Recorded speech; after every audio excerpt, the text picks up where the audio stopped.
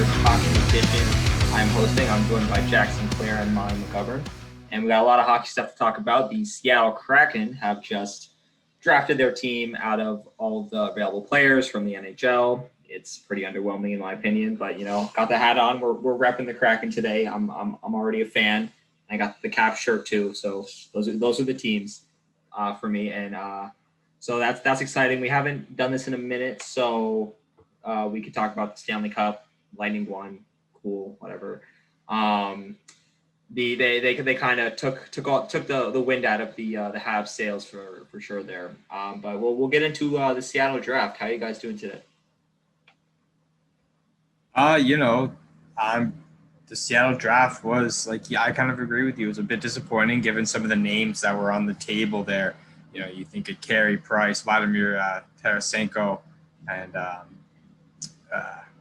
Gabriel Landeskog, and you just kind of think maybe they're gonna shoot for the moon and go big on one of these stars of the game.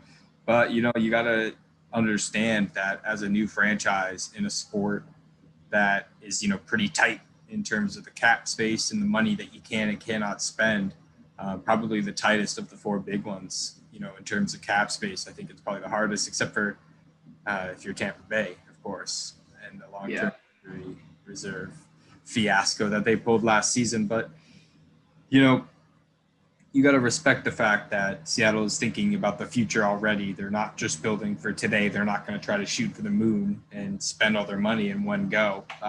They're going to really keep it simple and go for guys that they think will grow and gel together as a good team. I know that The Athletic wrote about how their organization is being built on character, and that's one of the primary things that they're looking for. So that kind of explains picks like Brandon Tanev to me. Just fantastic guys all around, on and off the ice. Jamie Alexiak, former Husky, comes to mind, big rig. Just great guys all around, and get them in there to really establish a culture, a Kraken culture, to say, and just kind of build the club from there. It's a different philosophy from what Vegas did. Vegas really kind of did buy into the superstars on the table. You think Max Pacioretty, Jonathan Marchessault, a couple of those guys, Andre Fleury. I mean, big names taken right off the board. You didn't really see that, other than probably the biggest name off the board was Yanni Gourde, maybe. Yeah, I think Yanni Gourde definitely, just because of the Stanley Cup win, and with Gourde, you come to think, will he be as good without the Lightning kind of the stacked squad that the Lightning had? But he's probably going to be in their top six. He's one of the better two-way centers, that they could have gotten. So he's one of the better picks.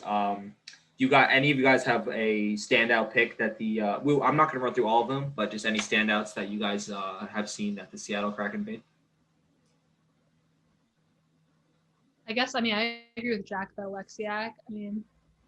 I kind of was hoping the Bruins would get him this offseason, so I was a little bit disappointed about that. But I agree with you guys both. I just thought the whole thing was pretty underwhelming, and also even the NHL put on that whole show, which was just also underwhelming because all the picks were leaked before. So, yeah. Honestly, not too surprised about anything. I was hoping they would take Price or something big just for I don't know, the show of it all, but to screw over the Habs more than everything. Literally, yeah. So that's what I wanted, just to see Habs fans suffer. I'm happy that they took Jared McCann from the Leafs. That made me happy because, I saw a bunch of Leafs fans were thrilled about getting him, and now he's gone. But besides that, I don't know. I'm okay with it all. They took Lazone from the Bruins, or I'm not really sure if I'm pronouncing that right, but it's whatever. That's pretty feel about it all. For me, probably one of the standouts is Mark Giordano. Just taking the captain from another team is pretty disrespectful, especially a division rival like the Flames. So interesting to kind of start maybe brewing some rivalries here early on in the lifetime of the Seattle Kraken. It'll be interesting to see, and I'm super excited for it. I think my biggest concern for the NHL, the Seattle Kraken, we'll say Jamie Alexiak too. I'm just more concerned about ESPN, honestly. I was not impressed by their decision to have, like you mentioned, Molly, their decision to have the draft that late and allow journalists to do all the digging in the world I'm a journalism major in this school. I understand how these, like, people reach out to their sources, inside sources. They have more than 9 hours to dig between the times the picks were due and ESPN would start the draft. So that's kind of ESPN. They're dropping the ball there already. A ton of technical difficulties in the show and a general lack of display of hockey knowledge. So, that's kind of my biggest concern for the NHL coming forward. Yeah, the picks being leaked, that is kind of like, I'm just looking at a tweet like reporters are like, I worked on this story for however long, and then they just tweeted out the pick. It was just leaked like that. So yeah, for the Caps, the Kraken selected Vitek Vanacek. I like him. He was one of the goalies for the Caps that he was kind of thrust into that starting role when Ilya Samsonov was like, hey, let's just get COVID like twice in the season and not play. And so the Caps made the decision to protect him as opposed to Vanacek. We'll see how it goes. They might end up getting some other goalie. I don't know. I don't see Samsonov as the kind of guy who can really. I don't know if I see Vanacek as the kind of guy who can really step up and be a top tier starter. But Samsonov really hasn't shown. He's had some flashes of some really solid play, but nothing special. And then obviously in the clubhouse, he is not the best guy as we saw last year. But so Vanacek going to the Kraken, I don't like it. I do like them not taking someone like Nick Dowd or something like that. I like that Dowd is Ovechkin. Or I mean, they're not going to take Ovechkin. That's not a problem. I mean, I wasn't worried about it. He was on the unprotected list because he was a free agent. Yeah. I wasn't worried about that. I was more worried about someone like Nick Dowd or I don't know if Orlov was protected. I think he was, but someone. I mean, Garnet Hathaway's good too. Hathaway, yeah, that's who you were talking about earlier. But I don't know. There are other picks like from the Flyers when you had Jacob Voracek and James Van Riemsdyk available, and they take some 22-year-old kid named Torinsky or whatever, like. It was kind of those picks that were really kind of making me think, all right, they have more cap space now, right? Though, because I can't imagine any of these guys are going to be too expensive. Right. Yeah, that's the thing. I think they have the most cap space in the NHL right now. So, that's what you kind of get with these prospect type picks is you get trade value and cap space. So. Yeah, he's it was Carson Twarynski, who has had 1 goal, no assists in 22 games in his NHL career so far. And yeah, they unprotected on the Flyers, Van Riemsdyk, Voracek, and even Ghost Spear. He was just dealt to Arizona, I believe. He just got traded. Yeah, so that's cool. Other picks by the Kraken, Vince Dunn was picked from the Blues.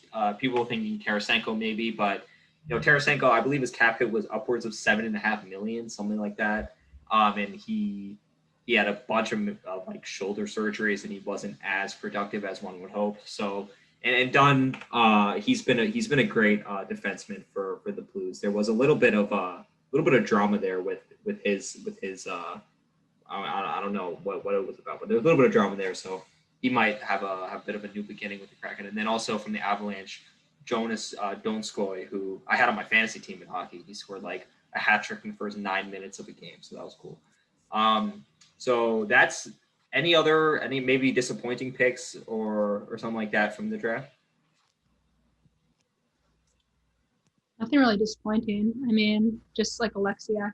I want the Bruins to get someone good. So, I mean, that's all I really care about. So the draft, the Seattle taking people, the only thing that would affect me is if they were going to come to the Bruins. But other than that, it's whatever. They didn't. I mean, they took Lazon, but it's we didn't lose anyone who I cared about too much. So I'm okay with it. Like I said, it's underwhelming, the whole thing. Yeah. They tried to put on a spectacle like we were talking about, and it was kind of undermined by all the picks being underwhelming. Jack, what were you going to say? I was going to say Taylor Hall signing for 4 years, $6 million is absolutely fantastic. Oh yeah, I saw a tweet just now that sorry to interrupt, but that was Marner and Matthews combined are $3 million, and then like Pasta, Marshy, Berge, and Hall are like $24 million combined or something like that. I mean, you absolutely love to see that. Yeah, and you got McAvoy for another as long as you can keep him, and he's only 24. So it's really about Zaboral taking a big step forward and finding a guy in free agency. Particularly Ryan Suter would be perfect for the. They got to do something like soon now. It's gotta come through free agency. It's like, isn't it like Grizzly, Clifton, and then like Moore or something like that? Yeah. Miller retired, so that's frightening. Yeah. It's rough.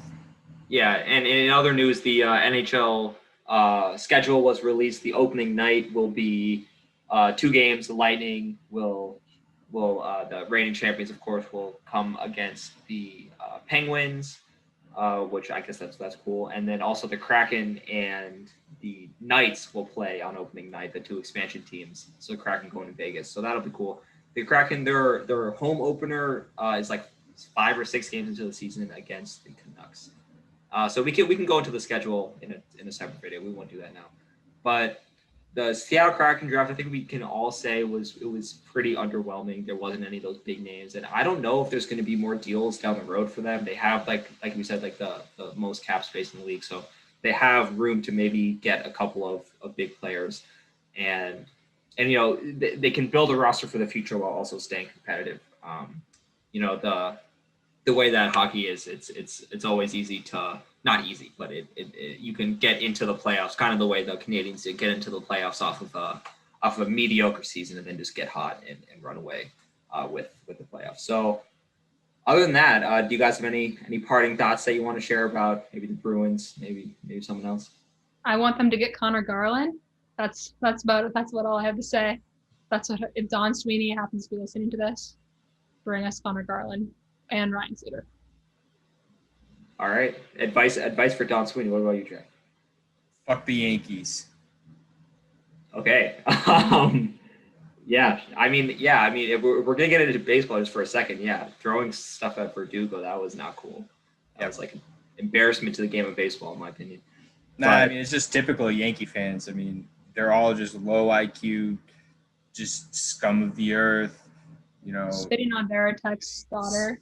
Yeah, spitting on Veritek's daughter, exactly. Like, this is the type of people who support the New York Yankees, and it's the type of people who play for them. Look at Brett Gardner. I don't think that guy ever has had hair. That's just a villain. Jeff Bezos, Dr. Evil, hairless. Lex Luthor, thank you. The evil villains are bald. The list goes on, yeah. It does. Yeah, and I mean the Yankees forcing their players to shave too. That's kind of wild. Yeah, it's disgusting. What is up with that? I don't know why they do that. Like, it did how Rougned Odor hit better. He's still hitting like garbage. So, but that's baseball. That's a whole different thing. But other than that, we're gonna wrap up here. Thank you both for joining me on this. It's been a minute since we've recorded a hockey segment on M2M, but it was definitely fun talking about hockey. As the offseason rolls on, we'll get a couple more episodes out to you guys, and then when the season starts, obviously we'll get more into it, and that'll be fun. But for Jack and Molly, I'm Khalin Kapoor. Thank you for watching M2M coverage, Hockey Edition, and we will catch you next time.